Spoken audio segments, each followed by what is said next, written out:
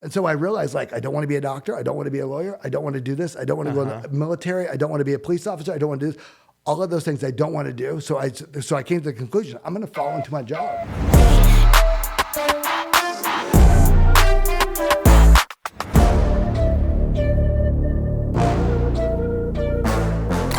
Hi, and welcome to the Flat Bill Investors Podcast. I'm Josh Siglowski. And I'm Zach Spencer. Welcome. Today, we are privileged to have one of my favorite people here, somebody who's probably done more for me than he knows he's done, honestly.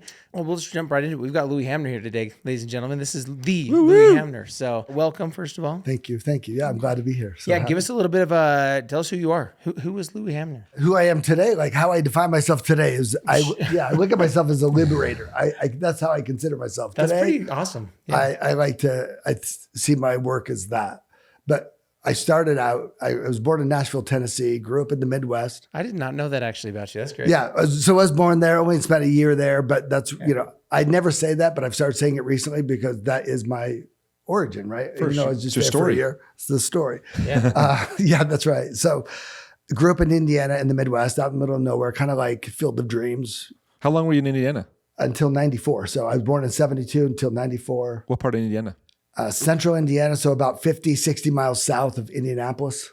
Oh, cool. So, but How appropriate. I was just, I feel like you're leading in to Mooresville, Mooresville, Indiana. I know where that. Yeah. I know where that is. Yeah. She's like, which part? Which part? What color was your house? My mom's from Indiana as well. So, and my dad's from Iowa. So where's she from? What part of Indiana? Hammond. Oh, yeah. Just right on the border, right before you get into Chicago. Yeah, that's right. Yeah, there was a basketball camp, summer camp that was there. Oh, nice. Yeah. Anyway, I guess. Who's your stuff? I like it. Indiana roots. That's right. Who's your state? Love it. That's right. I didn't know that about you. I think originally met you was through Breathwork, which this is a topic that we haven't really talked about on the podcast yet. Is something, we've been a little more business oriented. Yeah. So I'm really, really happy to have kind of a spiritual side brought into this. Yeah. Maybe tell us and tell the listeners a little bit, the viewers, kind of your transition from just how did you get to where you're at? Tell me about you. All right. Well, so I moved out here in 94 and I got into the title business because I got fired from a previous job and I had no place to go. So real estate is a great place to land, right? That's how.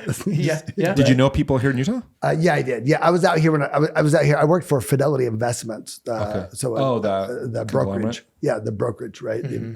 Anyway, so I worked there. I got a job in title.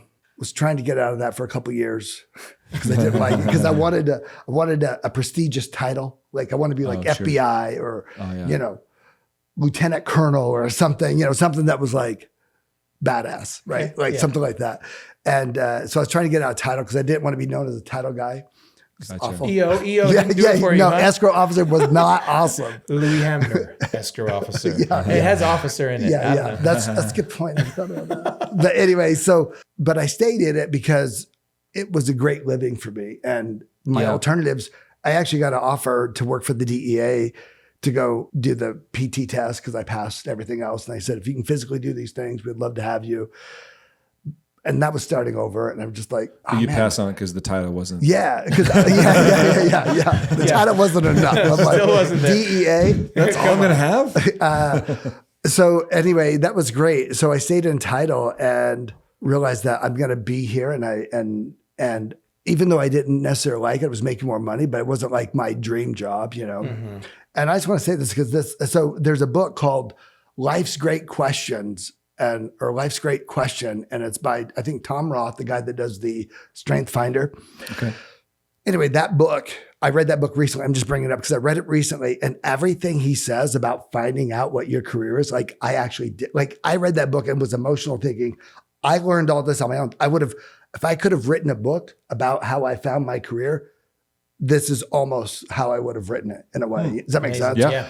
Because what I found out was I wanted to get out of that job. And so when I would do closings and sign with people, I would ask them, what do you do for a living? How'd you get that job? I got to get the hell out of here. Kind of like when the purchase price is real high, you're like, hey, what do you do? That's right. Well, and plus this was during 07, all that. I'm like, dude, how do you make $200,000 a year? But stated loans were in play. For sure. But my point was, I'm like, that's right. And so I'm looking at this guy going, how does he make that, dude? I got to get his job because anyway. But what I found out was that if your job did not require you to have a college degree. Yeah. And if your job did not require you to have a certification, and if your job wasn't in service like police, military, you didn't choose your profession. You fell into it. Huh. Yeah. It was like, my brother told me to get this job. And then I met a guy there, that he got me here. And then here I am, the CFO of this company. Yeah. So I got an accounting degree. But it was just because they fell into it. Because they kind of they kind of like connected. Does that make sense? Yeah. And so I realized I don't want to be a doctor. I don't want to be a lawyer. I don't want to do this. I don't want to go in the military. I don't want to be a police officer. I don't want to do this.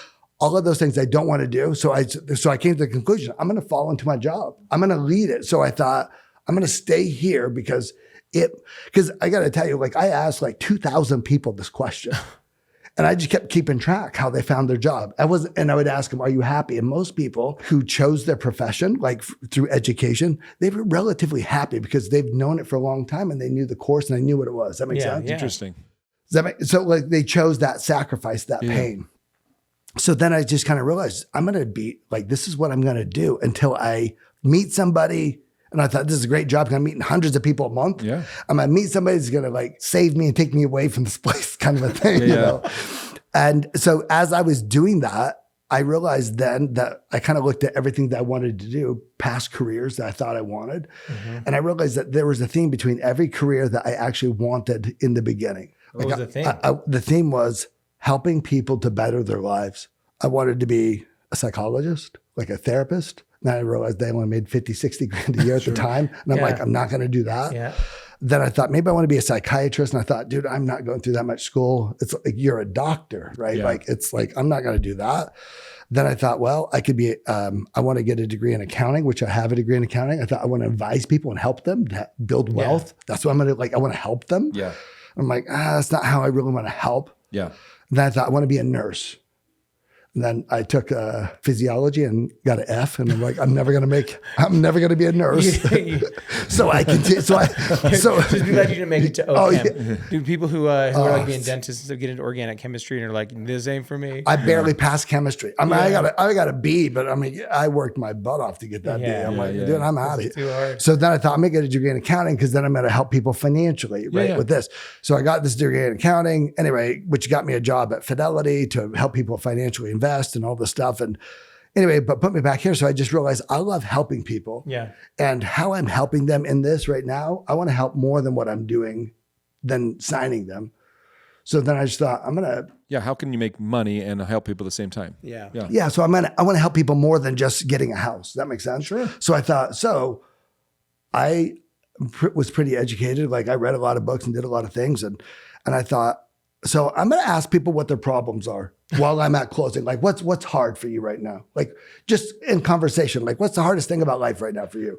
And then they would ask, so I would ask that question, they would come up with stuff. And I thought, I'm going to study these topics. Mm-hmm. So when I ask that question again, and someone brings that up, I'm going to be able to answer that.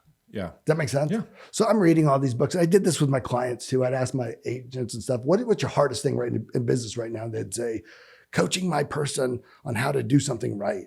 Mm-hmm. When they do it wrong, I'm I'm going to learn how to coach people on how to do something right when they're doing it wrong. Does that make sense? Sure. Because I thought if I can help my clients do that, they're going to love me. Yeah. And that's more than what I'm doing. Does that make sense? Yeah. Kind of like a thing. So anyway, so I just kept pursuing this and it grew my business. It grew my business because then I loved helping people. I would hire people that weren't necessarily doing well. And I thought, I didn't know anything, got in this business and I'm crushing it. I'm I can teach people who don't know anything or need a better job and they don't know that they could make a lot of money at this job. And so, at this time you're is it in Ogden, Utah? No, I'm in Salt Lake. So so I got into this. So then I met my friend owned a title company, Atlas Title, and I asked him if I could open up a branch of his in Salt Lake. And he said, yes. So I left my employer to have ownership in a branch, right? Cool. And had my own, just 2 years into the business and I was doing that. And so then I was helping people and teaching them. And then I thought, I want to coach my people to better their lives at home. And so then I was learning things that I could teach my employees that would make them a better. What were some things you were teaching them?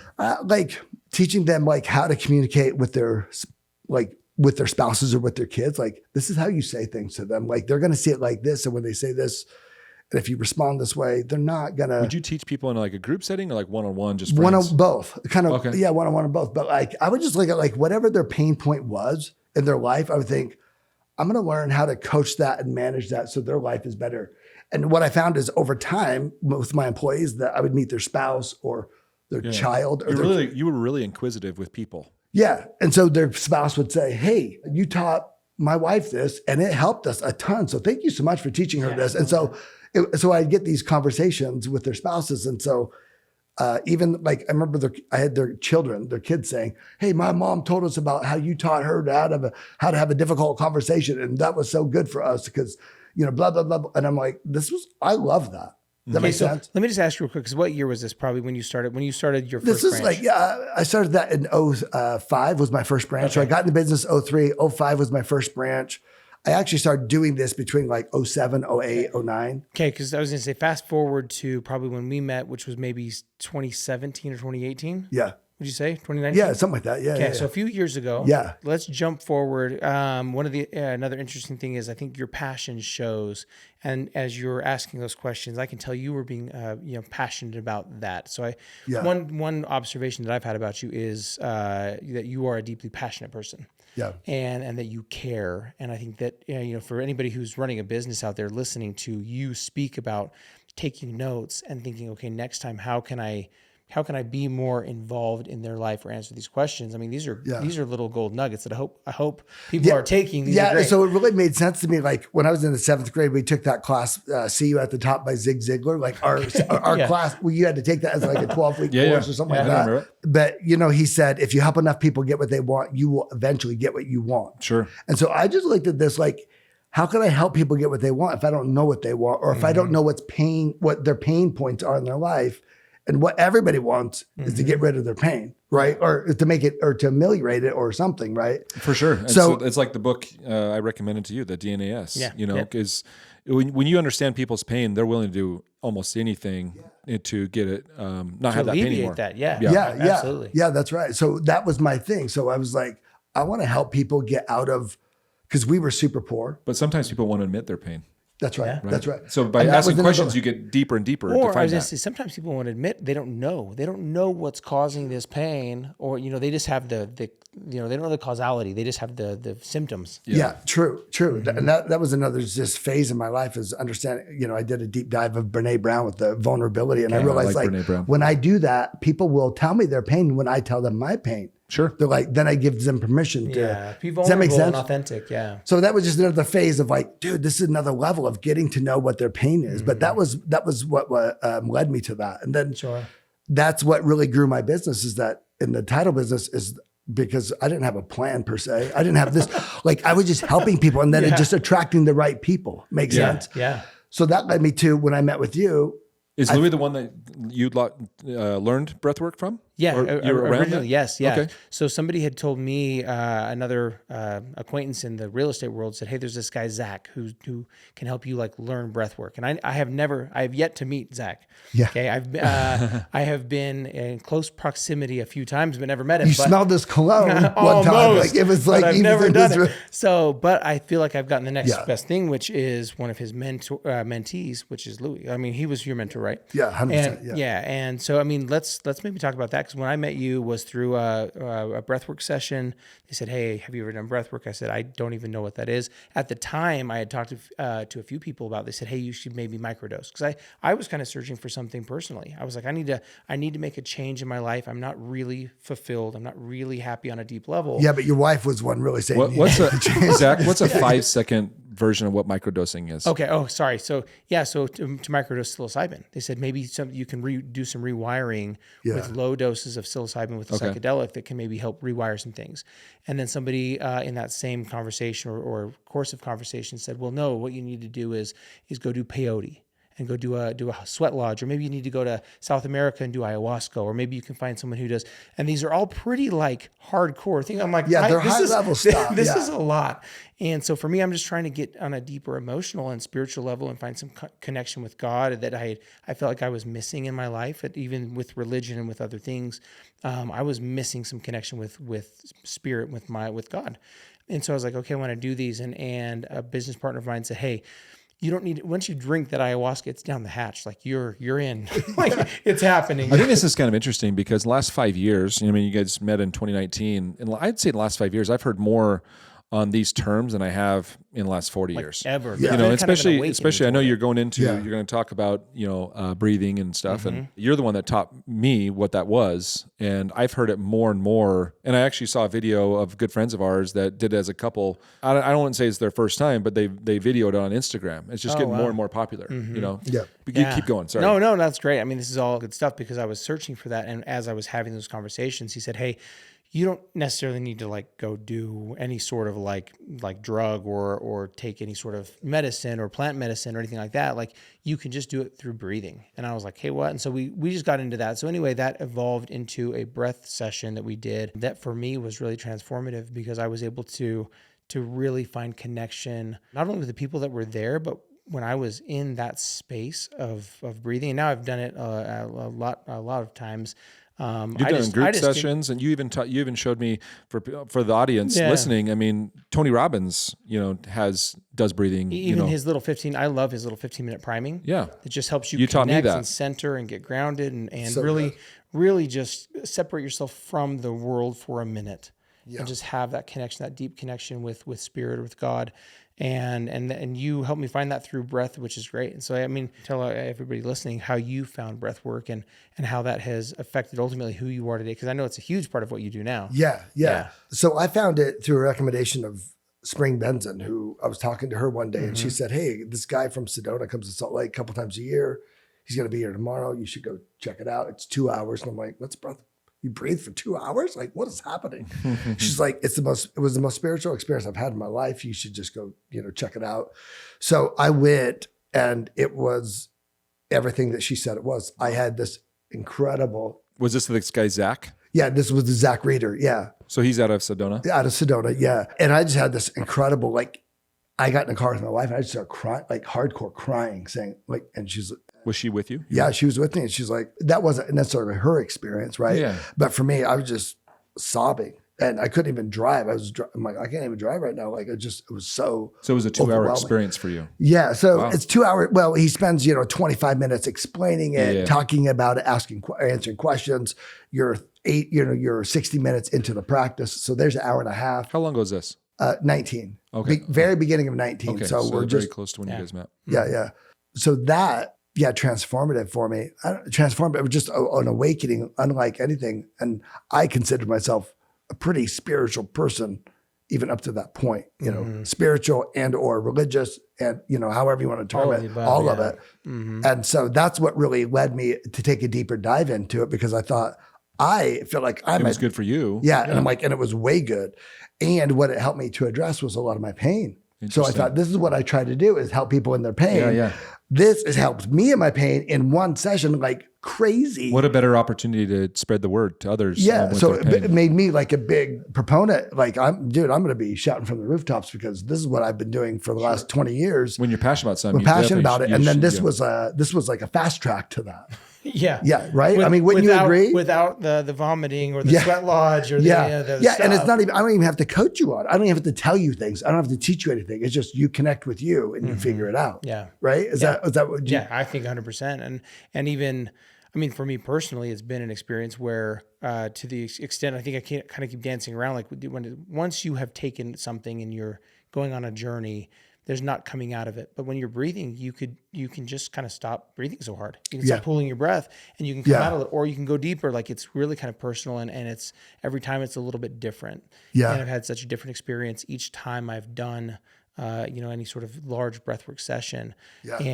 And so it's an amazing journey for me that I feel like has been great. So I'm like I said, I'm happy to have had the experiences that you taught me. So it's great. Yeah. I got 2 quick questions for both of you guys. How often do you do it now? And then how can someone learn, where is a good place to quickly learn like an introduction to breathing? If I were to say the last 5 years, I do it like twice a week. Wow. So, and it's not 2 hours. When you're doing it individually, it's not like there's a half hour in the front and on the back. Does that make sense? So it's like 45, 55 minutes, something like that. I do it 2 times a week. In the beginning, I was doing it 3 times a week for the first year because it was so helpful. So it's not like overdosing on ibuprofen or something like that, trying to get away. This was so helpful. I was doing it 3 times a week. It was like, I was doing it really because it was just that helpful for me. I mean, just so recenter. Josh is someone that now I'll talk to him like even like this morning or some mornings at 5:30 we'll text or 6:00 or whatever. And he goes, okay, I'm just hopping in the sauna because I just took an ice bath. Yeah. And, they go hand in hand, and with that routine, Yeah. You have found, and Taryn was even telling us the other day, Taryn's Josh's wife, that she's like, oh yeah, I've even been doing cold baths now and cold plunge and have found that I have like way more energy or less cravings for like caffeine or, things like that, because it's just helping. So I think you're finding that it's helping you on a very deep level, which is amazing. Yeah. Yeah. And Taryn and I, we do breathing and tapping together. Uh-huh. And that was definitely interesting to me to learn each one of them. I mean, I learned breathing from you and then tapping, I can't remember, from somebody about a couple of years ago. And I'm always like willing to, especially when you like it's a more of a natural thing, you're tapping or you're breathing, like your body can already have something like that. I'm willing to always try something like that. And when I breathed the first time, you have me do the Tony Robbins one. It's definitely, you feel awkward. It was in a group setting and you're kind of like peeking a little bit, like everyone, you're doing certain things. So it's definitely awkward.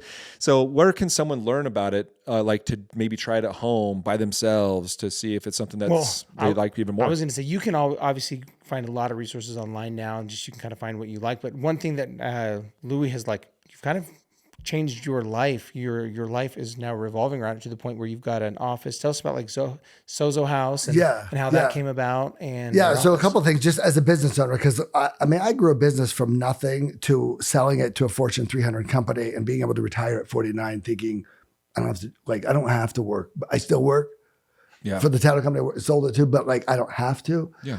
And Breathwork was really pivotal for that to have happened, honestly. Because as a business owner, you're stressed. As a real estate investor, you're stressed. I mean, you're talking high. You didn't put 10 grand into Bitcoin and then you're worried about 10 grand. Yeah. You put 20 grand down on a $500,000 investment that could drop and you could lose more than your 20 grand. Real estate is there's a lot more to lose than just the value. The amount they put in. Does that make sense? Yeah. So it's stressful. My point is, it's incredibly stressful. Mm-hmm. And what Breathwork did for me was it took me out of that fight or flight mode. That's why I was doing it 3 times a week, because they put you back there at a drop of a hat, right? Mm-hmm. And so what it kept doing for me was bringing me back to center and just going, oh my gosh, I don't have to be, this isn't as big as it is I think it is, although I'm pretty upset about what's happening. No, I can find an answer to this. And I was finding answers over the next few years, answers I'd never found prior to Breathwork. Wow. Does that make sense? Yeah. And people would say, how'd you come up with that? I'm like, I was doing Breathwork in the morning, That's cool. And so I'd find these answers that were unconventional on how to approach things. Mm-hmm. And it very much pivoted my business and we grew, not just because of COVID, which was helpful, but we were growing exponentially in 19 in a way that we weren't the prior years. Yeah, that's great. That's cool. So I would just say there's all these different styles of breath work, but every style has a unique intention behind it. Yeah. And so find a breath work that is meaningful for you and that matches what you actually are intending to get out of it. Does that make sense? Yeah. Because you could do one breath work and its intention is not what you want. And you feel like, I don't like breath work. Yeah, we were just talking about that. You put the wrong thing with that. Yeah, it's like, you're not doing Kundalini if you're trying to there's just different styles that mesh with what you're trying to do. And I've even had some experiences where, you disappear into a white space for what feels like 5 minutes and it's been an hour. Yeah. And then I've been in some pretty violent spaces that are full of, some deep, pain or hardship. Yes. It sounds very similar to like Taryn and I have the tapping solution app. And when she's feeling anxiety, she types in anxiety and it pulls up an anxiety type of tap versus why would you do a depression or whatever it is. Yeah. Correct. That's exactly right. Similar. Yeah. Very similar to that. Different solutions. And so, there's different breath and different music and different things you can do to provoke different emotion. That's right. Mm-hmm. Yeah, that's right. So every breathwork style, every emotional state that we have has a specific breathing pattern. That's cool. So you match. So that's why the breathwork style has to match where you're trying to get to, whether it's grateful or empowered or calm or, does that make sense? Yeah. One thing that we talked about a little bit ago before we actually hopped on was finding our superpowers. And in the podcast, if you've listened to these before, we talk about people's business superpowers. And one thing that I thought was really interesting was talking about superpowers versus purpose. And I don't know if we can kind of, quickly kind of recap what we talked about, because I think there were some gems in there as you were talking about finding your purpose versus your superpowers. Yeah. Simon Sinek says your why is, there's a why, then you have a how, and you have a what. And your why is what drives the action. Like you're doing this to achieve a certain outcome. And your superpower isn't necessarily why you do it. Sure. So I look at it as like my superpower is connecting with people and understanding their pain and understanding their life situation. That's my superpower. Right. But my why is to, what I would drive towards is helping them to find meaning to their pain, to find meaning to where they're going, and for them to find their life purpose. But my superpower isn't necessarily my life purpose. Sure. That makes sense. It facilitates the life purpose, but it's not amazing. the life purpose. I mean, there's so many things in here. I feel like we could go on and sorry. on and on. Yeah, No, yeah, it's yeah, good. yeah, There's so much good stuff. Yeah. So one thing I would like to do is I've kind of alluded to this, and hopefully that's okay, that Louis has a cabin that they've kind of dedicated toward holding regular breath sessions. And so if anybody listening, if you're in the Salt Lake, can I openly invite people to the cabin? Yeah. So I hold it at my cabin, and then I have a studio in my house at Bluffdale. So I have it.